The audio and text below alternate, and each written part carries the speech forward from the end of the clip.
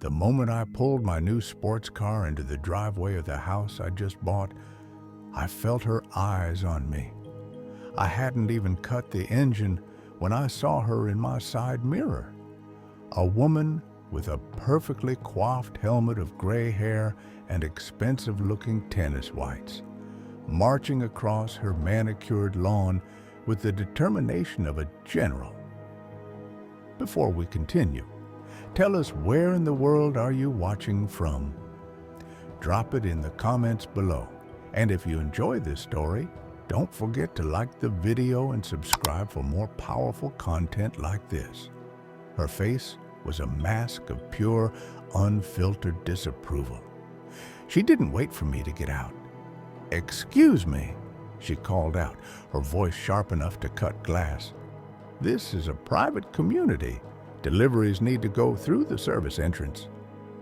I sighed, killed the engine, and stepped out of the low-slung car. "Hi, I'm not a delivery. I'm Leo, the new owner, just moving in."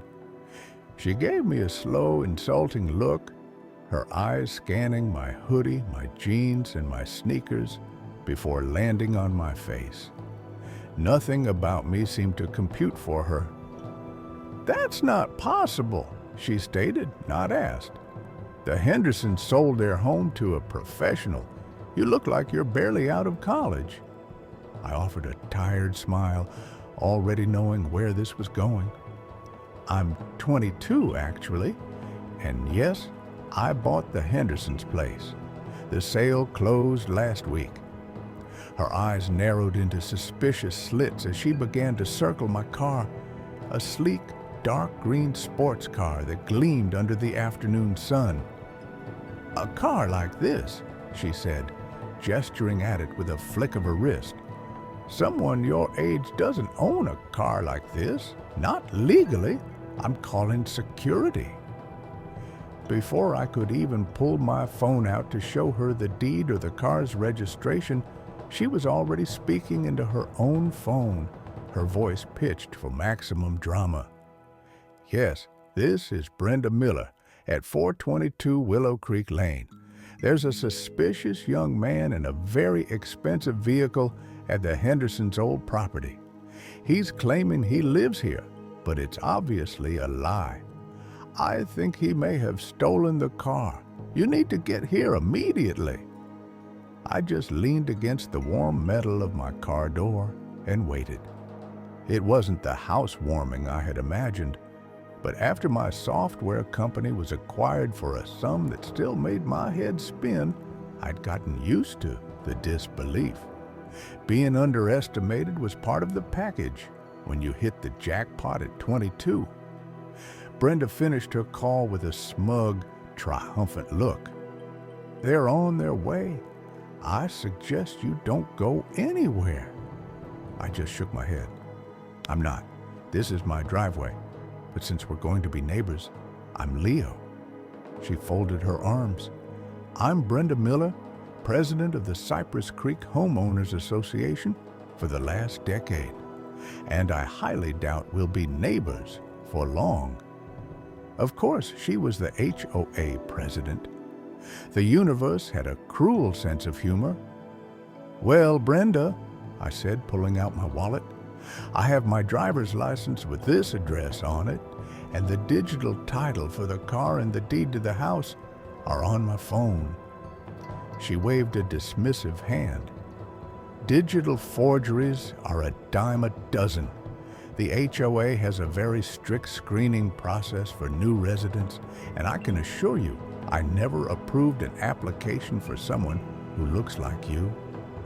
The phrase, "someone who looks like you," hung in the air, heavy and ugly.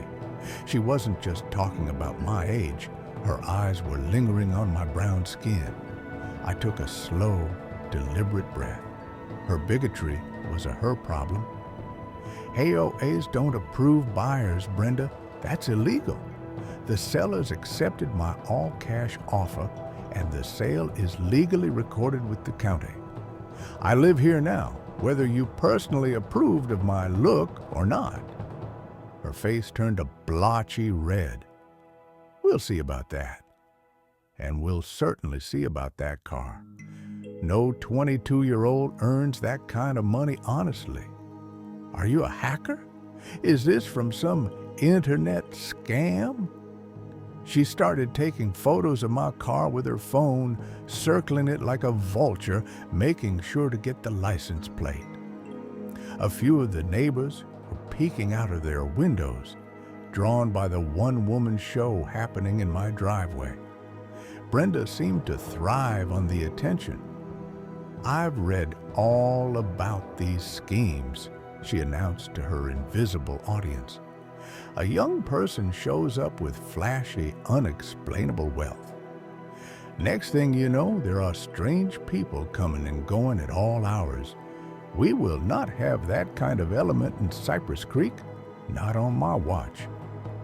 I opened the glove box and pulled out the thick folder containing the original bill of sale and the insurance documents. "Brenda, I'm a software developer. I developed an app that was acquired by a major tech firm. I can show you the registration, proving this car was legally purchased from a dealership in Newport Beach 2 months ago." She squinted at the papers I held out but refused to touch them. "Oh, please, my brother-in-law is a lawyer. He says criminals are more sophisticated than ever." Just then, a white SUV with Cypress Creek security on the side pulled up. A uniformed guard stepped out, looking from Brenda's frantic expression to my calm one. "Ma'am, you called?" he asked, his tone weary, as if this wasn't his first dramatic summons from her.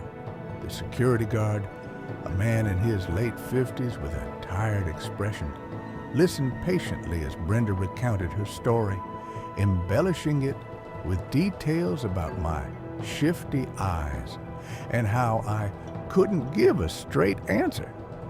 She pointed at me as if I were a dangerous criminal caught in the act.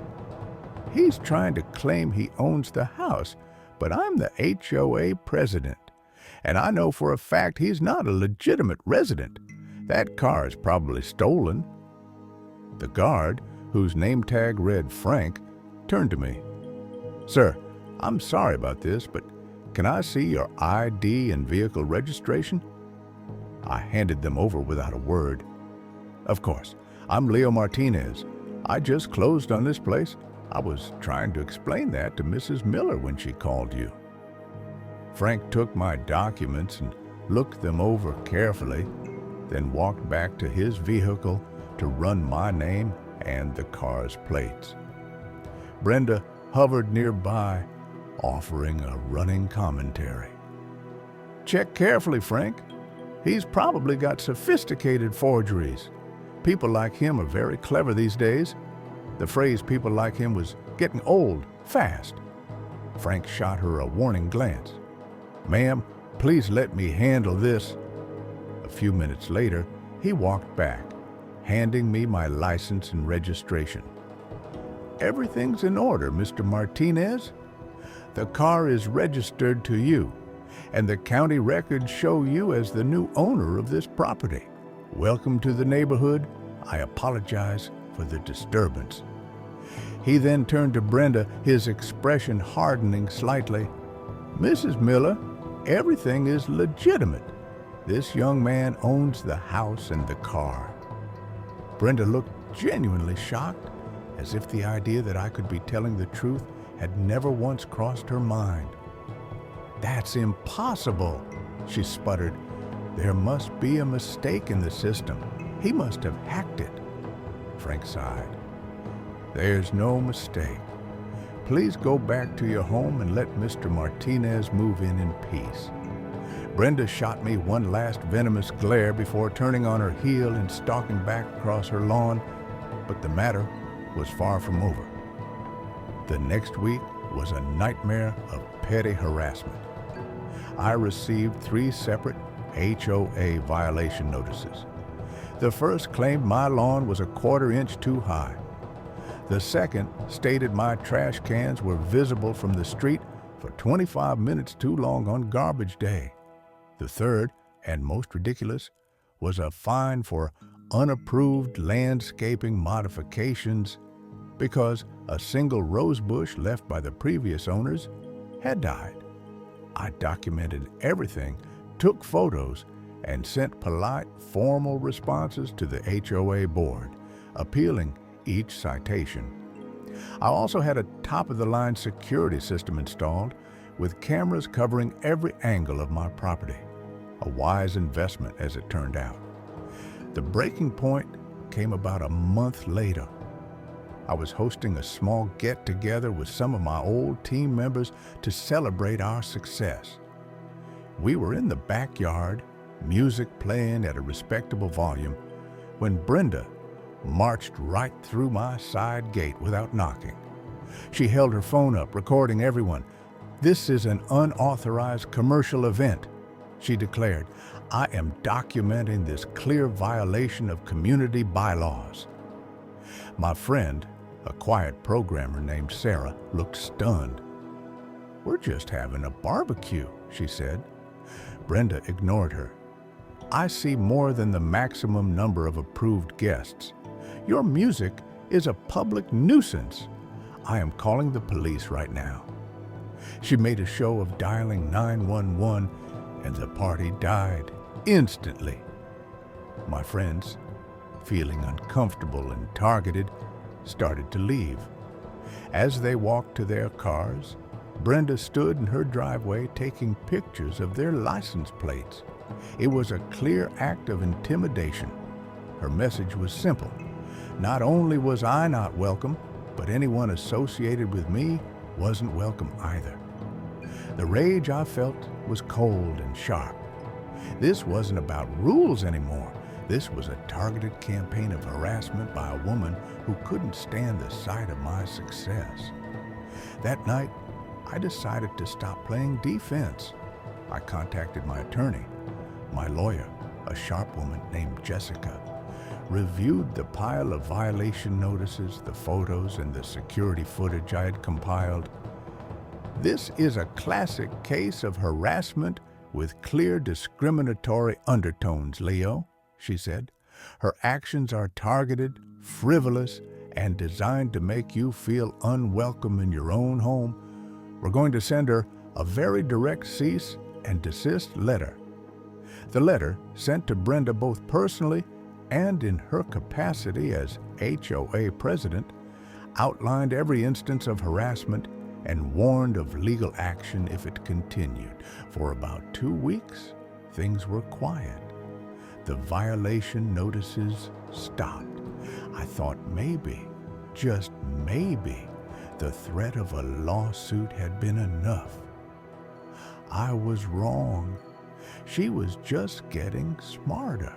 One evening, I was pulling out of my driveway when I was suddenly boxed in by 2 police cars, lights flashing. Officers swarmed my vehicle, guns drawn, shouting commands. "Hands on the wheel, turn off the engine, step out of the car slowly." My heart hammered against my ribs as I complied, my mind racing. What on earth was happening? I was handcuffed and placed on the curb in front of my own house as neighbors watched from their windows. An officer, a stern-faced man named Sergeant Riley, explained the situation. "Sir, we received an anonymous tip that a vehicle matching this description was involved in a drug transaction just down the street. The informant identified you as the driver." I stared at him in disbelief. "A drug transaction? I was just going to get groceries. I haven't done anything wrong." They searched my car and found nothing, of course. They ran my name and found I had no criminal record. After an hour of questioning on the side of the road, they uncuffed me, their demeanor shifting from aggressive to apologetic. "It seems the tip was bogus, sir," Sergeant Riley said, looking frustrated. "We're sorry for the inconvenience." As they left, I saw her, Brenda. She was standing in the shadows on her porch, a cordless phone in her hand, watching the entire scene with a look of grim satisfaction. There was no doubt in my mind who the anonymous informant was. She had escalated from petty HOA notices to filing a false, dangerous police report. My lawyer was furious. She just committed a felony, Leo. Filing a false report and swatting are serious crimes. That security camera facing the street, did it catch the whole thing? I checked the footage immediately. It was perfect. It showed me getting into my car, the police arriving moments later, and the entire humiliating ordeal on the curb. Crucially, my camera's microphone was sensitive enough to pick up sounds from across the street. We enhanced the audio, and there it was. Brenda's voice, disguised but unmistakable, speaking on the phone from her porch. You could hear her describing my car, my appearance, and inventing the story about a drug deal. It was the smoking gun. We handed the entire package, the video, the enhanced audio, and a detailed log of her previous harassment, directly to the police department's Internal Affairs Division and the local prosecutor's office. This was no longer an HOA dispute, it was a criminal matter. The fallout was faster and more spectacular than I could have ever imagined. 2 days later, a pair of detectives arrived at Brenda Miller's front door. Unlike the security guard or the patrol officers, they were not there to listen to her stories. They had a warrant. They arrested her right on her perfectly manicured lawn, the same spot where she had first confronted me. The charges were serious: filing a false police report, misuse of the 911 system, and targeted harassment.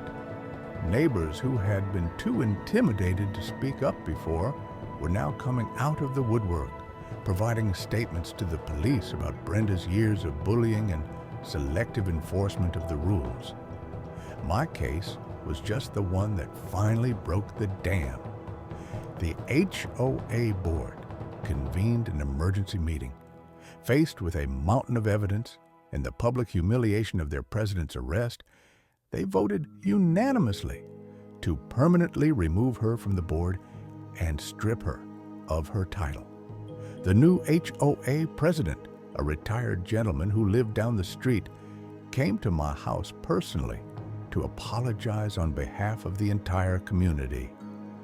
"No one should have to endure what you went through, son," he said, shaking my head. "She let her power and her prejudices run wild, and it's a disgrace to this neighborhood." Brenda's legal troubles were just beginning. Faced with the undeniable video and audio evidence, she accepted a plea deal. She received 2 years of probation, a hefty fine, 200 hours of mandatory community service, and was ordered to attend anti-bias and anger management counseling. The court also issued a restraining order, legally forbidding her from coming within 100 yards of me or my property. The scandal was the talk of the town. Her reputation was shattered. Within a few months, a "for sale" sign appeared on her lawn. She couldn't handle the shame of living in the community she once ruled with an iron fist, only to become its most notorious resident. She sold her house at a loss and moved away. My life in Cypress Creek changed overnight. The neighbors who had once peeked from behind their curtains now waved openly, stopping to chat when I was outside. A few even brought over welcome baskets and bottles of wine, apologizing for their silence. They admitted they had been afraid of Brenda's wrath. My victory wasn't just personal, it felt like a liberation for the whole neighborhood. My dark green sports car still sits in my driveway, but now it's no longer a source of suspicion. It's just a car. It's a symbol of my hard work, a testament to the fact that success can come at any age, to anyone, regardless of what they look like. Brenda Miller tried to turn my dream into a nightmare, but in the end, her own hate and prejudice became her prison. She thought she was protecting her perfect little world, but all she did was expose its ugliest side, and in doing so, she arrested herself.